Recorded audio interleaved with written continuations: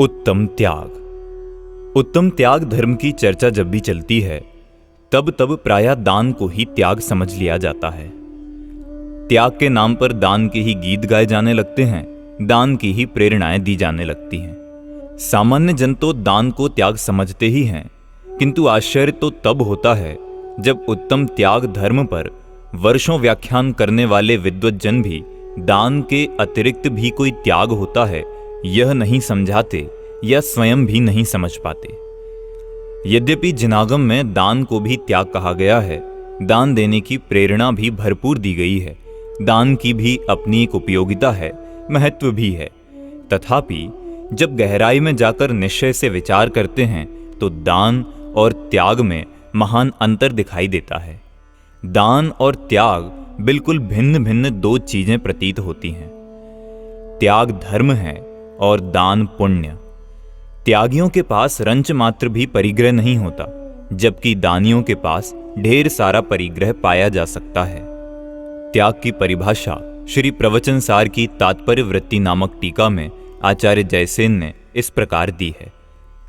निज शुद्धात्म परिग्रहम कृत्वा बाह्याभ्यंतर परिग्रह निवृत्ति ही त्यागा। निज शुद्धात्म के ग्रहण पूर्वक बाह्य और अभ्यंतर परिग्रह से निवृत्ति त्याग है। इसी बात को 12 अनुवेक्षा में इस प्रकार कहा गया है। निव्ये गतियम भावई मोहम चयुण सव्वदव्येसु ज्योतस् हवेच्चागो इदि भणिदम जिणवरिंदेहिम। जिनेन्द्र भगवान ने कहा है कि जो जीव संपूर्ण पर द्रव्यों से मोह छोड़कर संसार, देह और भोगों से उदासीन रूप परिणाम रखता है, उसके त्याग धर्म होता है। तत्वार्थ राजवार्तिक में अक्लंक देव सचेतन और अचेतन परिग्रह की निवृत्ति को त्याग कहते हैं। उक्त कथनों से यह बात स्पष्ट हो जाती है कि यद्यपि त्याग शब्द निवृत्ति सूचक है, त्याग में बाह्य और अभ्यंतर परिग्रह का त्याग होता है, तथापि त्याग धर्म में निज शुद्धात्मा का ग्रहण अर्थात शुद्धोपयोग और शुद्ध परिणति भी शामिल है। एक बात और भी स्पष्ट होती है कि त्याग परद्रव्यों का नहीं, अपितु अपनी आत्मा में परद्रव्यों के प्रति होने वाले मोह राग द्वेष का होता है, क्योंकि परद्रव्य तो पृथक ही हैं, उनका तो आज तक ग्रहण ही नहीं हुआ है, अतः उनके त्याग का प्रश्न ही कहां उठता है। उन्हें अपना जाना है, माना है, उनसे राग द्वेष किया है, अतः उन्हें अपना जानना, मानना एवं उनके प्रति राग द्वेष करना छोड़ना है। यही कारण है कि वास्तविक त्याग पर में नहीं, अपने में, अपने ज्ञान में होता है। यही भाव कुंद आचार्य देव ने समय सार में इस प्रकार व्यक्त किया है। सव्वे भावे जम्हा पच्चखाई परेत्तिणादूणम तम्हा पच्चखाणम णाणम नियमा मुणे यव्वम। अपने से भिन्न समस्त पर पदार्थों को ये पर हैं ऐसा जानकर जब त्याग किया जाता है तब वह प्रत्याख्यान अर्थात त्याग कहा जाता है। इससे यह सिद्ध होता है कि वस्तुतः ज्ञान ही प्रत्याख्यान अर्थात त्याग है। त्याग ज्ञान में ही होता है, अर्थात पर को पर जानकर उससे ममत्व भाव तोड़ना ही त्याग है। इस बात को समयसार गाथा 35 की आत्मख्याति टीका में आचार्य अमृतचंद्र ने सोदाहरण इस प्रकार स्पष्ट किया है।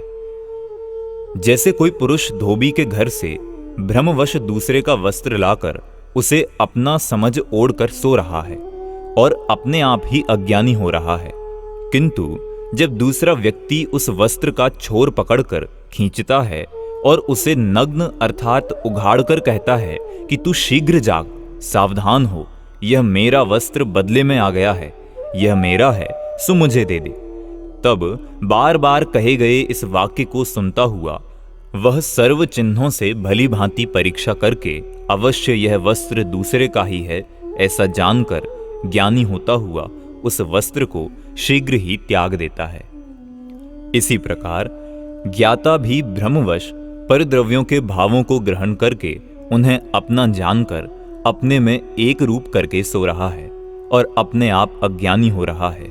जब श्री गुरु पर भाव का विवेक करके उसे एक आत्म भाव रूप करते हैं और कहते हैं कि तू शीघ्र जाग, सावधान हो, यह तेरा आत्मा वास्तव में एक ज्ञान मात्र ही है।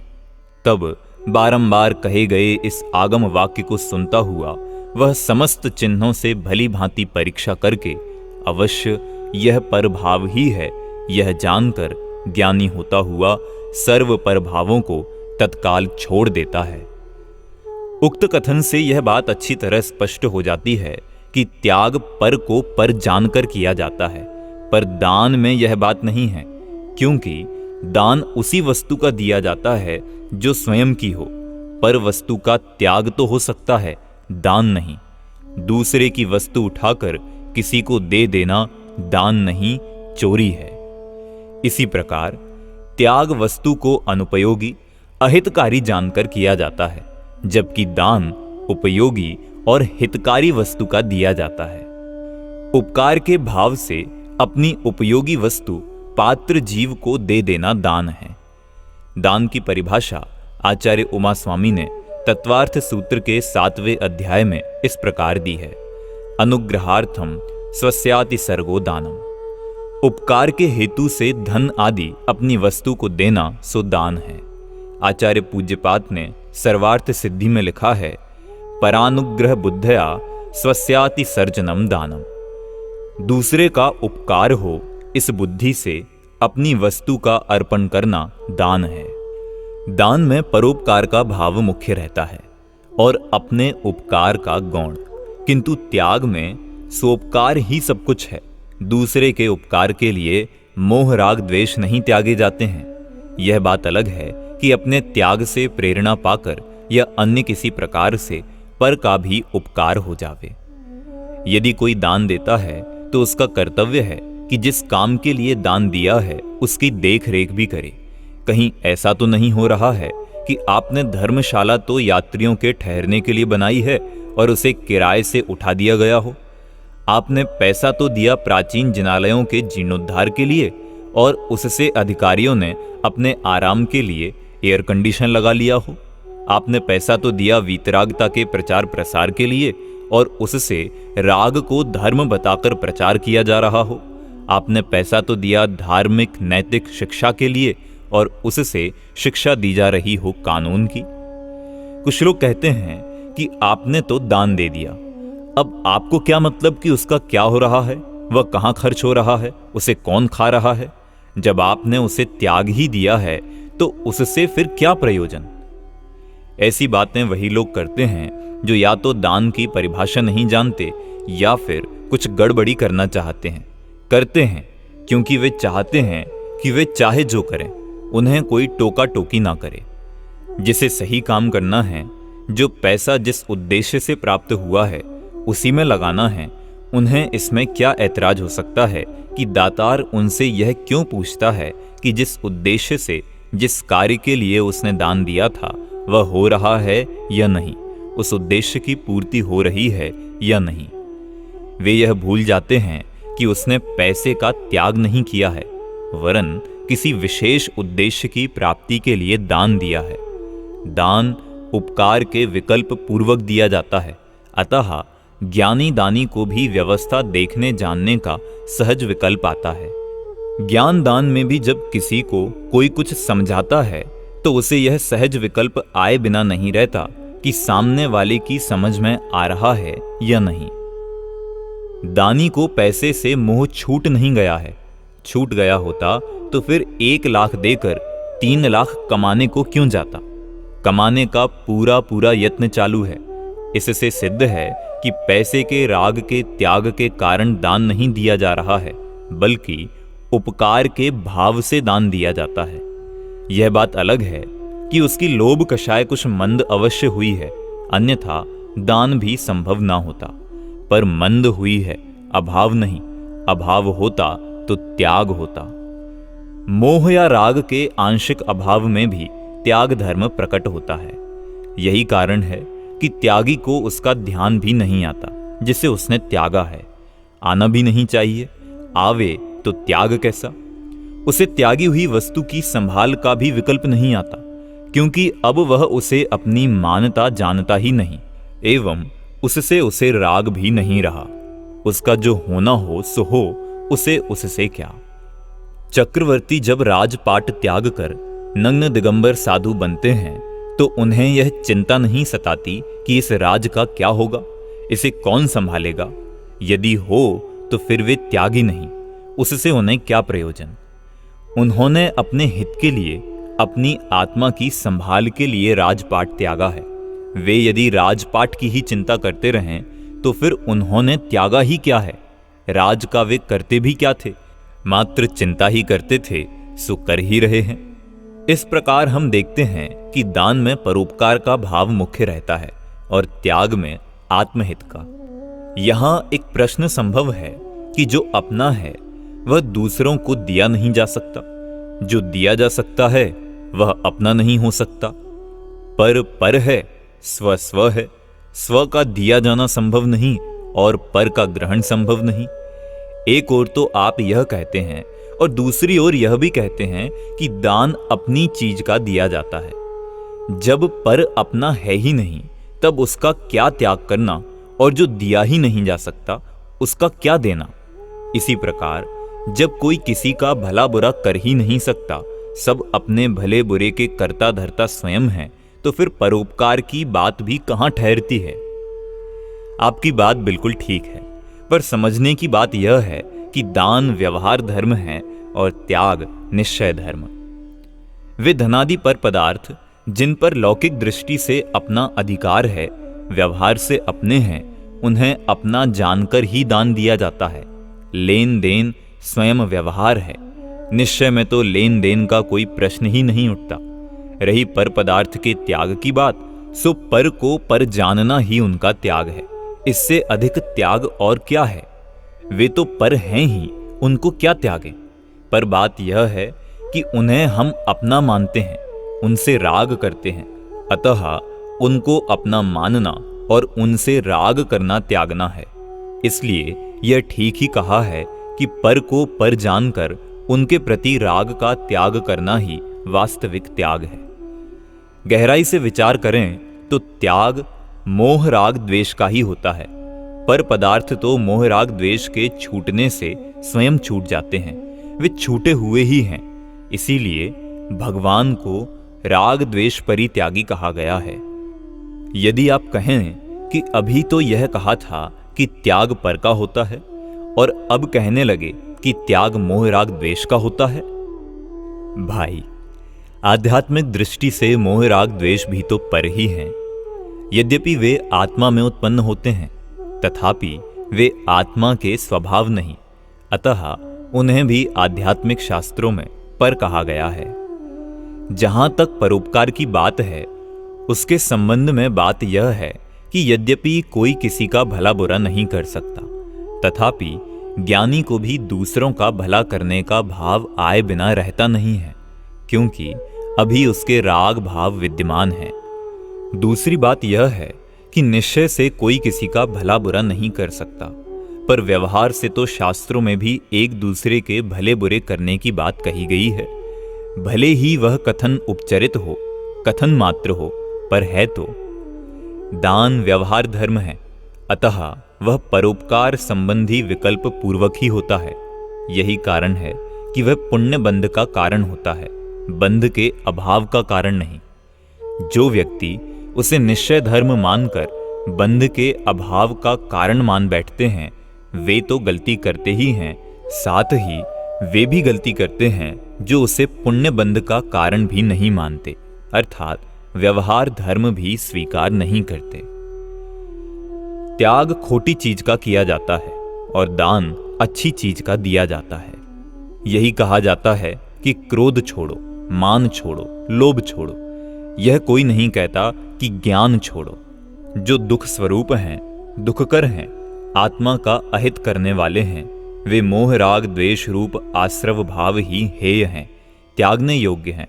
इनका ही त्याग किया जाता है। इनके साथ ही इनके आश्रयभूत अर्थात जिनके लक्ष्य से मोह राग द्वेष भाव होते हैं, ऐसे पुत्रादि चेतन एवं धन मकान आदि अचेतन पदार्थों का भी त्याग होता है। पर मुख्य बात मोह राग द्वेष के त्याग की ही है, क्योंकि मोह राग द्वेष के त्याग से इनका त्याग नियम से हो जाता है, किंतु इनके त्याग देने पर भी यह गारंटी नहीं कि मोह राग द्वेष छूट ही जावेंगे। बहुत से लोग तो त्याग और दान को पर्यायवाची ही समझने लगे हैं, किंतु उनका यह मानना एकदम गलत है। ये दोनों शब्द पर्यायवाची तो हैं ही नहीं, अपितु कुछ अंशों में इनका भाव परस्पर एक दूसरे के विरुद्ध पाया जाता है। यदि ये दोनों शब्द एकार्थवाची होते तो एक के स्थान पर दूसरे का प्रयोग आसानी से किया जा सकता था, किंतु जब हम इस प्रकार का प्रयोग करके देखते हैं तो अर्थ एकदम बदल जाता है। जैसे दान 4 प्रकार का कहा गया है: आहार दान, औषधि दान, ज्ञान दान और अभय दान। अब जरा उक्त चारों शब्दों में दान के स्थान पर त्याग शब्द का प्रयोग करके देखें तो सारी स्थिति स्वयं स्पष्ट हो जाती है। क्या आहार दान और आहार त्याग एक ही चीज है? इसी प्रकार क्या औषधि दान और औषधि त्याग को एक कहा जा सकता है?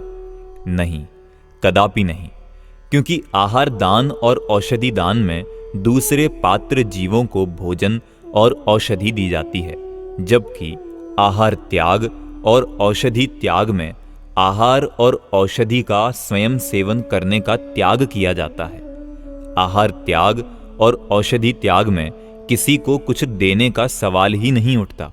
इसी प्रकार आहार दान और औषधि दान में आहार और औषधि के त्यागने का प्रश्न नहीं उठता। आहार दान दीजिए और स्वयं भी खूब खाइए, कोई रोक टोक नहीं, पर आहार का त्याग किया तो फिर खाना पीना नहीं चलेगा। आहार और औषधि के संबंध में कहीं कुछ अधिक अटपटा नहीं भी लगे, किंतु जब ज्ञान दान के स्थान पर ज्ञान त्याग शब्द का प्रयोग किया जाए तो बात एकदम अटपटी लगेगी। क्या ज्ञान का भी त्याग किया जाता है? क्या ज्ञान भी त्यागने योग्य है? क्या ज्ञान का त्याग किया भी जा सकता है? इसी प्रकार की बात अभयदान और अभय त्याग के बारे में समझना चाहिए। एक बात और भी समझ लीजिए, दान में कम से कम 2 पार्टी चाहिए और दोनों को जोड़ने वाला माल भी चाहिए। आहार देने वाला, आहार लेने वाला और आहार, औषधि देने वाला, औषधि लेने वाला और औषधि। इन तीनों के बिना आहार दान या औषधि दान संभव नहीं है। यदि लेने वाला नहीं तो देंगे किसे? यदि वस्तु ना हो तो देंगे क्या? पर त्याग के लिए कुछ नहीं चाहिए। जो अपने पास नहीं है, त्याग उसका भी किया जा सकता है।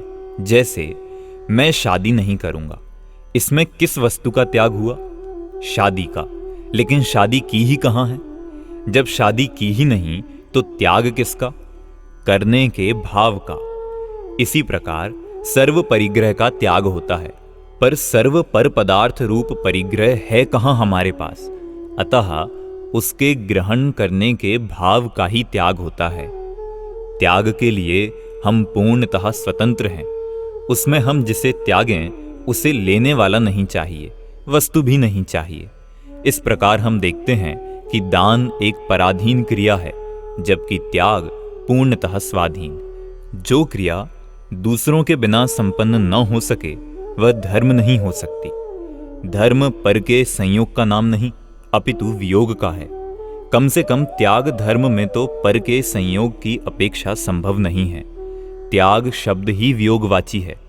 यद्यपि इसमें शुद्ध परिणति सम्मिलित है, परंतु पर का संयोग बिल्कुल नहीं। कुछ वस्तुएं ऐसी हैं जिनका त्याग होता है, दान नहीं। कुछ ऐसी हैं जिनका दान होता है, त्याग नहीं। कुछ ऐसी भी हैं जिनका दान भी होता है और त्याग भी। जैसे राग द्वेष, माँ बाप, स्त्री पुत्रादि को छोड़ा जा सकता है, उनका दान नहीं दिया जा सकता। ज्ञान और अभय का दान दिया जा सकता है, पर वे त्यागे नहीं जाते। तथा औषधि, आहार, रुपया पैसा आदि का त्याग भी हो सकता है और दान भी दिया जा सकता है। शास्त्रों में कहीं कहीं त्याग और दान शब्दों का एक अर्थ में भी प्रयोग हुआ है। इस कारण भी इन दोनों के एकार्थवाची होने के भ्रम फैलने में बहुत कुछ सहायता मिली है। शास्त्रों में जहां इस प्रकार के प्रयोग हैं, वहां वे इस अर्थ में हैं: निश्चय दान अर्थात त्याग और व्यवहार त्याग अर्थात दान। जब वे दान कहते हैं तो उसका अर्थ सिर्फ दान होता है, और जब निश्चय दान कहते हैं तो उसका अर्थ त्याग धर्म होता है। इसी प्रकार जब वे त्याग कहते हैं तो उसका अर्थ त्याग धर्म होता है, और जब व्यवहार त्याग कहते हैं तो उसका अर्थ दान होता है। इस प्रकार का प्रयोग दशलक्षण पूजन में भी हुआ है। उसमें कहा है, उत्तम त्याग कह्यो जग सारा, औषधि शास्त्र अभय आहारा, निश्चय राग द्वेष निर्वारे, ज्ञाता दोनों दान संभारे।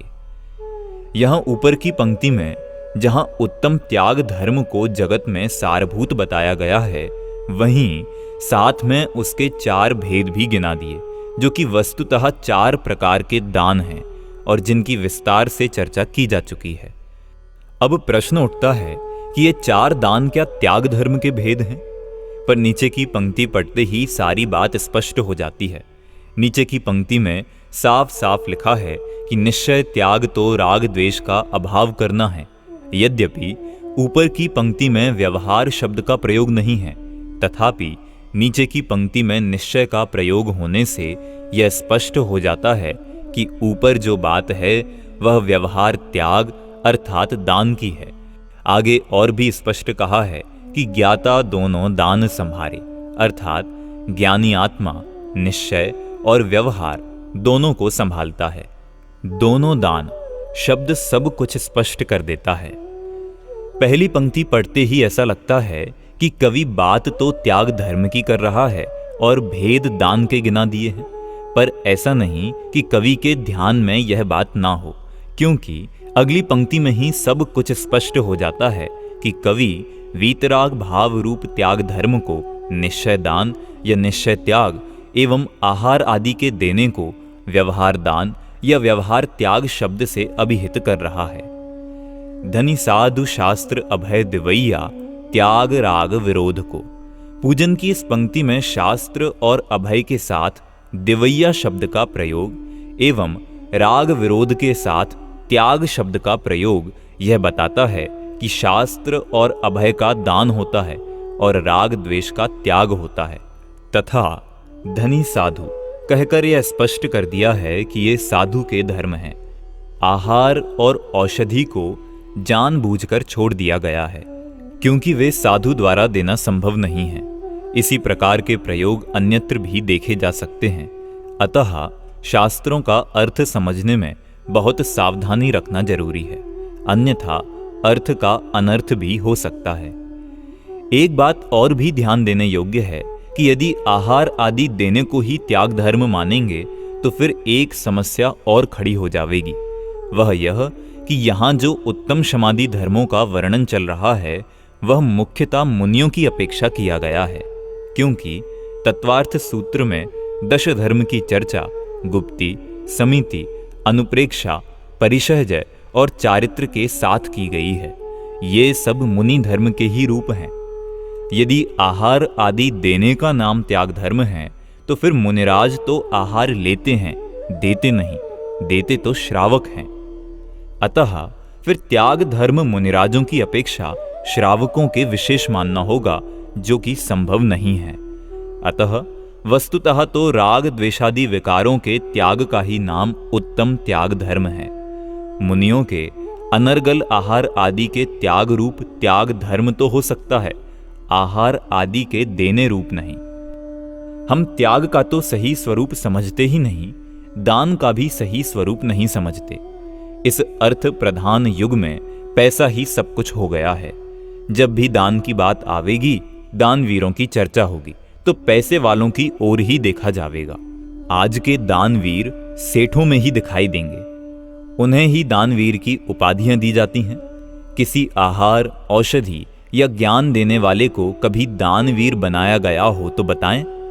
एक भी ज्ञानी पंडित या वैद्य समाज में दानवीर की उपाधि से विभूषित दिखाई नहीं देता। जितने दानवीर होंगे वे सेठों में ही मिलेंगे। वणिक वर्ग इससे आगे सोच भी क्या सकता है। इसने 1 लाख दिए, उसने 5 लाख दिए, ऐसी ही चर्चा सर्वत्र होती देखी जाती है। पर मैं सोचता हूं 4 दानों में तो पैसा दान, रुपया दान नाम का कोई दान है नहीं। उनमें तो आहार, औषधि, ज्ञान और अभय दान है। यह पैसा दान कहां से आ गया? दान निर्लोभियों की क्रिया थी, जिसे यश और पैसे के लोभियों ने विकृत कर दिया है। हमारी संस्था को पैसा दो तो चारों दानों का लाभ मिलेगा, ऐसी बातें करते प्रचारक आज सर्वत्र देखे जा सकते हैं। अपनी बात को स्पष्ट करते हुए वे कहेंगे, छात्रावास में लड़के रहते हैं, वे वहीं भोजन करते हैं, अतः आहार दान हो गया। उन्हें कानून या डॉक्टरी या और भी इसी प्रकार की कोई लौकिक शिक्षा देते हैं, अतः ज्ञान दान हो गया। वे बीमार हो जाते हैं तो उनका अस्पताल में इलाज कराते हैं, यह औषधि दान। और अखाड़े में व्यायाम करते हैं, यह अभयदान हो गया। मैं पूछता हूं, क्या अपात्रों को दिया गया भोजन आहार दान है? कहा भी है, मिथ्यात्वग्रस्त चित्तेषु चारित्राभास भागिषु दोषायैव भवेद्दानम पयःपानमिवाहिषु। चारित्राभास को धारण करने वाले मिथ्या दृष्टियों को दान देना सर्प को दूध पिलाने के समान केवल अशुभ के लिए ही होता है। शास्त्रों में 3 प्रकार के पात्र कहे हैं, वे सब चौथे गुण स्थान से ऊपर वाले ही होते हैं। तथा लौकिक शिक्षा ज्ञान है या मिथ्या ज्ञान? इसी प्रकार अभक्ष औषधियों का देना ही औषधि दान है क्या? जिस अभक्ष औषधि के सेवन से पाप माना गया है, उसे देने में दान पुण्य या त्याग धर्म कैसे होगा? पर उन्हें इससे क्या? उन्हें तो पैसा चाहिए, और देने वालों को भी क्या? उनका नाम पाटिये पर लिखा जाना चाहिए। इस प्रकार देने वाले यश के लोभी और लेने वाले पैसे के लोभी, इन लोभियों ने लोभ के अभाव में होने वाले दान को भी विकृत कर दिया है। त्याग धर्म का यह दुर्भाग्य ही समझो कि उसकी चर्चा के लिए वर्ष में महापर्व दशलक्षण के दिनों में 1 दिन मिलता है, उसे यह दान खा जाता है। दान क्या खा जाता है? दान के नाम पर होने वाला चंदा खा जाता है। यह दिन चंदा करने में चला जाता है। त्याग धर्म के सच्चे स्वरूप की परिभाषा भी स्पष्ट नहीं हो पाती। समाज में त्याग धर्म के सच्चे स्वरूप का प्रतिपादन करने वाला विद्वान बड़ा पंडित नहीं, बल्कि वह पेशेवर पंडित बड़ा पंडित माना जाता है, जो अधिक से अधिक चंदा करा सके। यह उस देश का, उस समाज का दुर्भाग्य ही समझो जिस देश व समाज में पंडित और साधुओं के बड़प्पन का नाप ज्ञान और संयम से न होकर दान के नाम पर पैसा इकट्ठा करने की क्षमता के आधार पर होता है।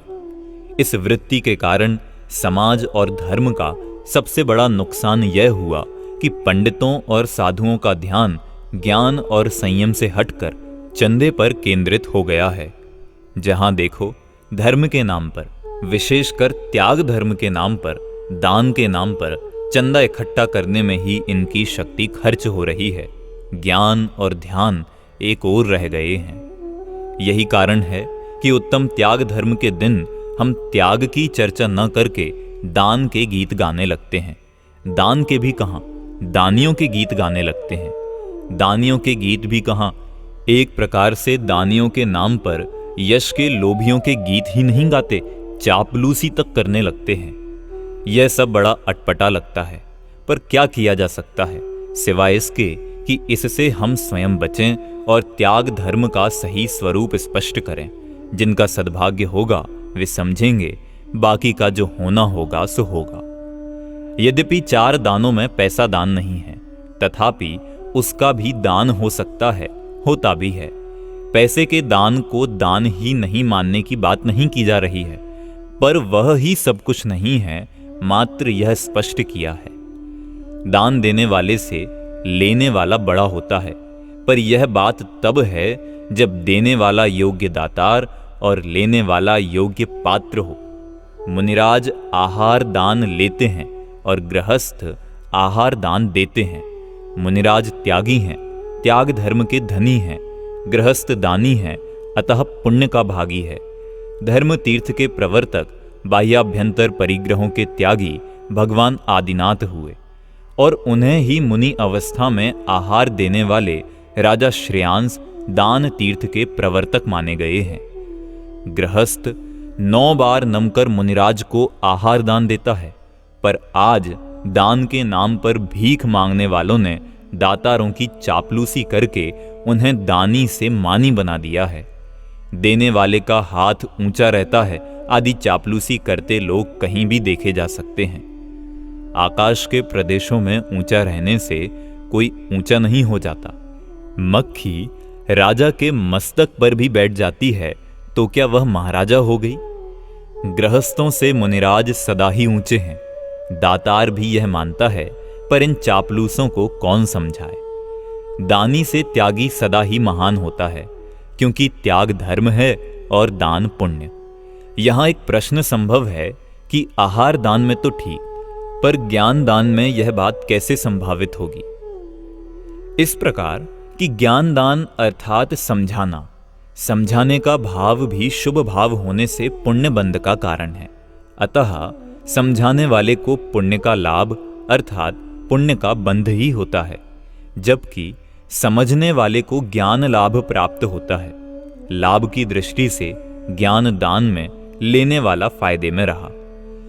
यहां कोई यह कह सकता है कि आप तो व्यर्थ ही पैसों का दान देने और लेने वालों की आलोचना करते हैं। यदि ऐसा ना हो तो संस्थाएं चलें कैसे?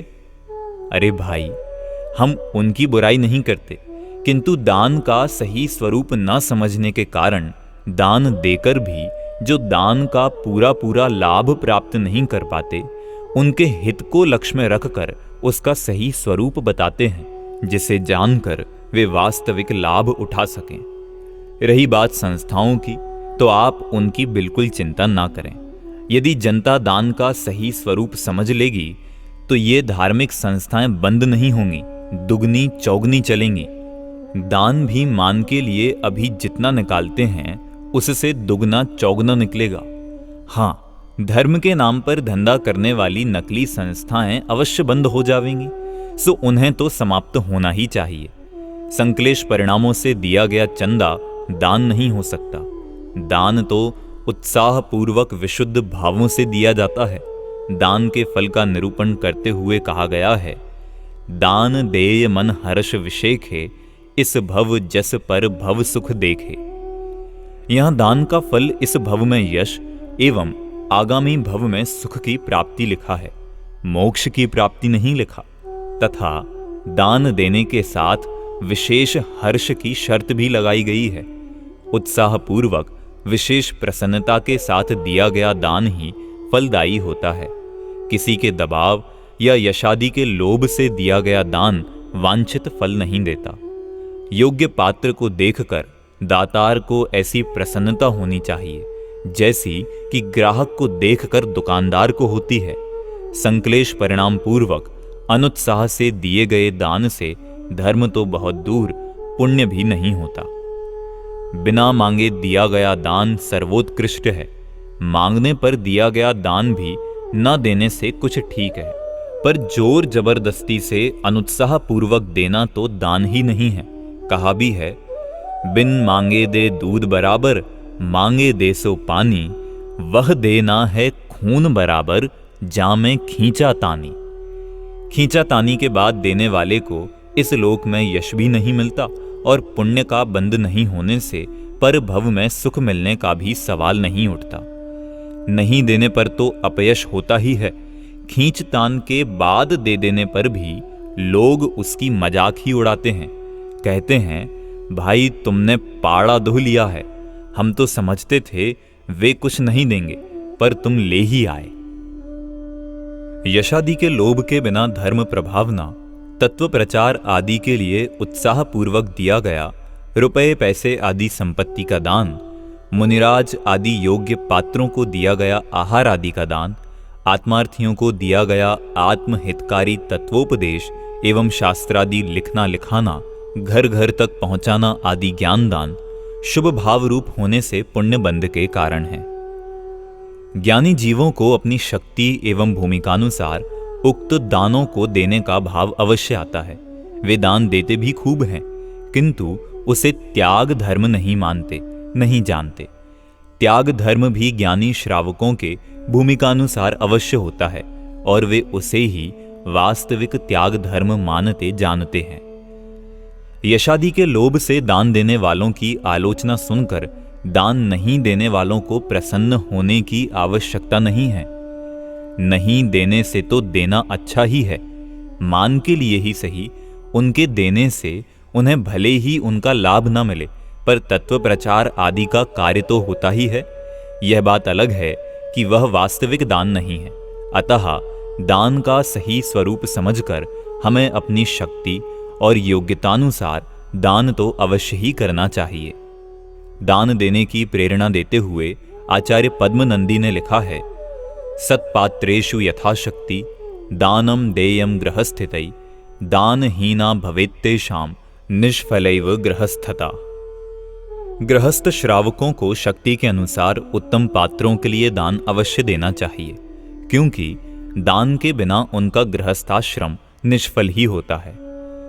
खुरचन प्राप्त होने पर कौआ भी उसे अकेले नहीं खाता, बल्कि अन्य साथियों को बुलाकर खाता है।